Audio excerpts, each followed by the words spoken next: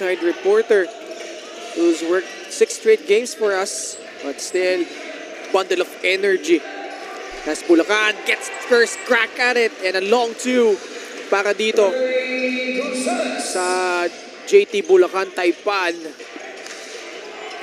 So, sayang yun, no? Talaga yung stepping right there. Alam naman natin, pag long 2, para ramdam ng mga bata to, it's a bad shot for them. Pero this time, talaga sinigurado. Is behind those lines. They have a good patient. Actually, Del Pozo is open right there. Fires a 3, that is short. Goho with offensive rebound. And he attacks, and he draws a foul once again. 12-2 na nga. Gab Goho at the line. Homegrown. Tubong Valenzuela talaga to as he knocks down the first. 1 of 3 so far at the line. Ito si Gab Goho. Alam ko yung team nitong Valenzuela is alam ko, Purely. Oo, parang talaga dito si Russell James Del Pozo at 19 points, 2 rebounds, 4 3-pointers in 22 minutes against Mandaluyong in their last game. Actually ito itong JT Bulacan Taipan, nung last game nila, lamang na sila ng 12 puntos in the fourth quarter with 4 minutes remaining, 67-55. Nakahabol doon yung Mandaluyong. They were able to tie things up 73 all. And then that broadcast table, but tuloy ang action dito. Del Pozo gets the steal, nagmamadali, attacks using his left hand for the finish. And a timeout requested here by Valenzuela. 16-4 as Del Pozo scoring once again. 12-point lead para dito sa Bulacan. Magbabalik kami. Del Pozo rattles out. Goho with a running start. Gets stripped by Santos and he falls down to the floor, holding on to his left thigh. It's a bad fall para dito kay Goho. Tama dito yung sinabi ni, Ouch. Pero wala yan, pare. Ramdam ko dito, palaban tong batang to.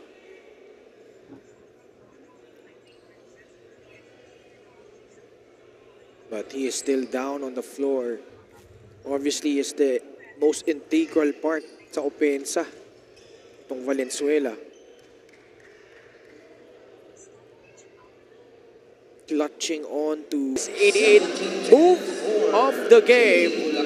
Del Pozo using his offhand, strong finish. And so far, he has 9 points to lead the way para di. He's back. Gab Goho. Pinagpag lang yung injury scare kanina. Yeah, konting pagpag, konting ice lang doon sa shoulder part niya. Ito na, balik na. Alam niya, they're down by 7. Wow, look at that! Speaking of Gab Goho is back right here in the second quarter, guys.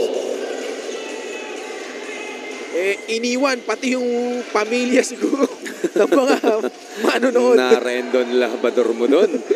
Si Gab. Here he is once again, shifting gears, attacks, the bump, and the score! And Valenzuela applying the pressure here. Down by 3. They were trailing by 12 earlier. 16-4. But that 3-pointer, pamatay sunog. Galing dito kay Del Pozo. Na 4 straight points galing kay Goho. Isang sagot lang dito from the parking lot. 3 galing kay Del Pozo.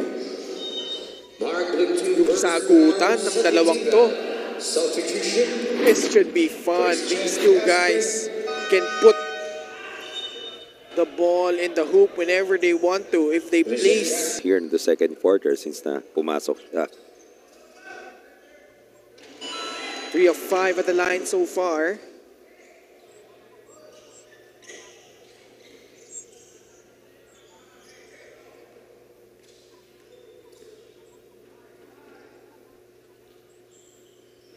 For 2 para dito kay Gab Goho. Ngayon, pinapakitaan tayo ngayon ni Gab Goho. Here he is. Bumitbit. Oh! Almost, but a tip in. Sayang. Galing dito kay Avila. Job, Aguila.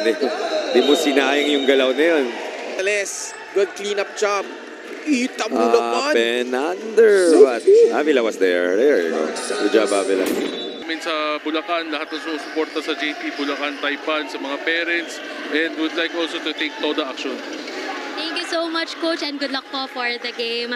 Mga kalig- Poso against that pressure defense of Valenzuela. Timeout muna tayo, magbabalik kami. 16 seconds on the shot clock netong Bulacan, which is currently enjoying a 4-point lead. Del Pozo knocks down a free. See at the range on the three-point line, he has that athletic body to score, also to drive. Well, kung nakakascore yung Del Pozo, syempre, hindi naman Ang kabuuan niya. Let's take a look. That three-pointer under the rest against the outstretched arms of Festin. Agad naman binawi. That 30-footer galing dito kay Capgo. It's cooking. It's already 11 p.m. na, and yet we're here. Well, we're gonna enjoy here because if we have a shootout like we have Goho against Del Pozo. He is officially on fire. Gab Goho, 12 natin kanina. Nangungupasay sa saig yan because he got injured earlier. But right now, 2 straight frees for Gab Goho. Dating San Beda to, no? Oh yes, oh. Former San Beda Red Cup. Del Pozo against Goho. Sila rin nagpapantayan dito. Tingnan natin dito how Del Pozo will reply. Del Pozo responded. And check out our Atlantis 88 move of the game. And this is exactly the shot that Bulacan needed to close out the first half. Del Pozo scorching hot. Hindi rin nagpahuli sa pasabog nito ni Gab Goho. 36-34 at the half lamang dito. Or 6 minutes left in the second quarter. Pero hindi naman magpapahuli dito itong Bulacan because meron din naman silang Del Pozo. Diba? Ano yung nakikita ko na yung galaw. Santos, double clutches. No. Caspe. Pinulaut mula nila. Del Pozo gets fouled while 38. Actually, 42-36 ang score natin ngayon. Tama ba? Gabgo, meanwhile, you saw there that aggressive drive to the Bulacan, 42-36. Ayan, inayos na yung scoreboard. Ngayon. Not sure, We'll confirm our official score later. 2-for-2 para dito kay Del Pozo. He now has 22 points. This guy is averaging 16 points a game. And actually has really struggled from the field. Only 30%. First, ni Bolilis. They've been straight but short palagi. Del Pozo. Oh! Knocks down a free! And they have opened up a Baker's dozen lead here. On one end, it was Del Pozo. Scores on that trip. Huwag mo kalimutan si Tatay Bogs ko kasi palagi. Bogs? Siyempre. Oh! This guy! Man! Scorching, blazing, and knocking down that three once again. 28 big points. Galing dito kay Del Pozo. Abangan mo kayo kung kailan yung sagot ni Ngoho dito sa Del Pozo show natin. Itong Bulacan, rather, in the midst of a 18-6 run. Del Pozo fires and backs in that three-pointer. Is feeling it at 11 p.m. here at Las Piñas is putting up a show. Woo! Bagat naman bumawi. Ito si Gabgo with an acrobatic finish.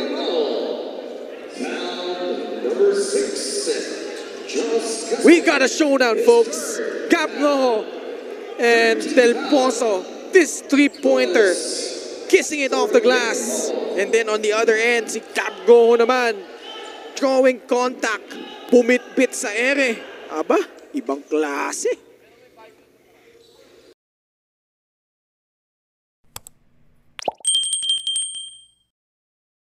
Third quarter at may bagong kasal tayo dito, Ken. It's Del Pozo Inasawa na kasi, no? and Ni Bulilis.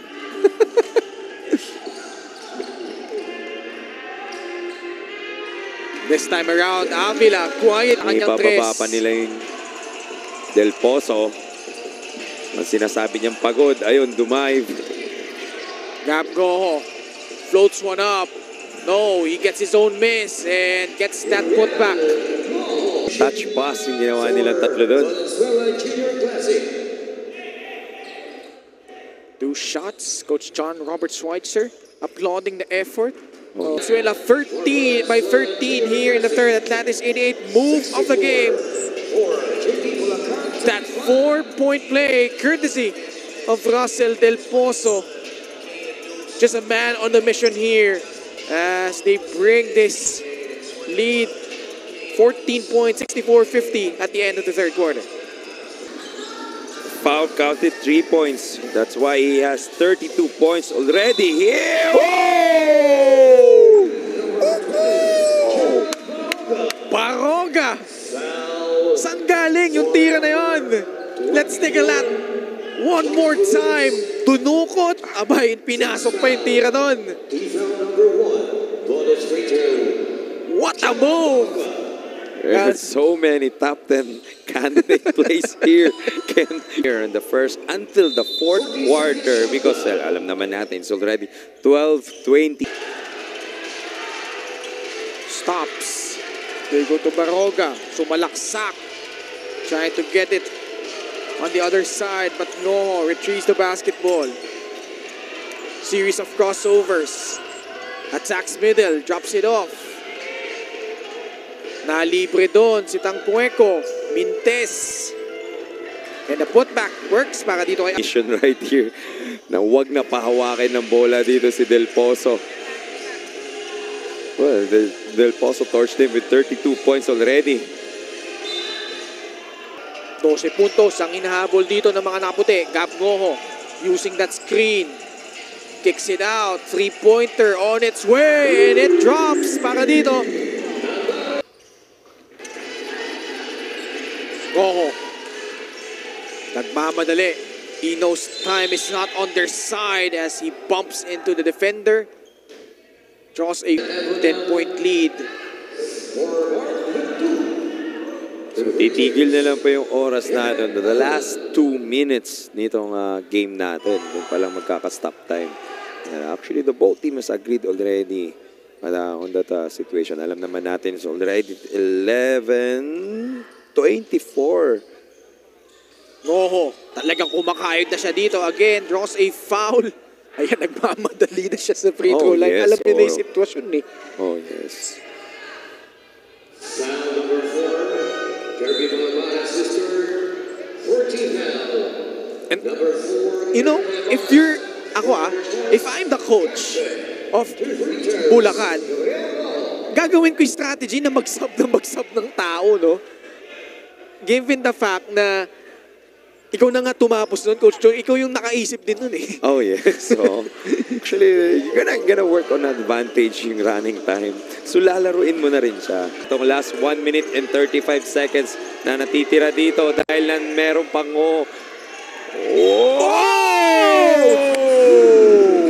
That end one play brought to you by Pound for Pound Fitness, the official fitness partner of the Junior MPBL. Gab Rojo not giving up. Spins and draws contact. Gab Rojo so far 24 points. Makes good on that bonus. So it's 72-66. No need to foul. As I Ayun. say that, yun lang. Tumulak doon si Bulilis. Pushing foul number 24. Gabgo trying desperately to bring itong kanyang kupunan back from the jaws of defeat. But right now, they are staring at a 6-point lead, 72-66. And free throws para dito kay Del Pozo, currently has 33 big points. Knocks down the first.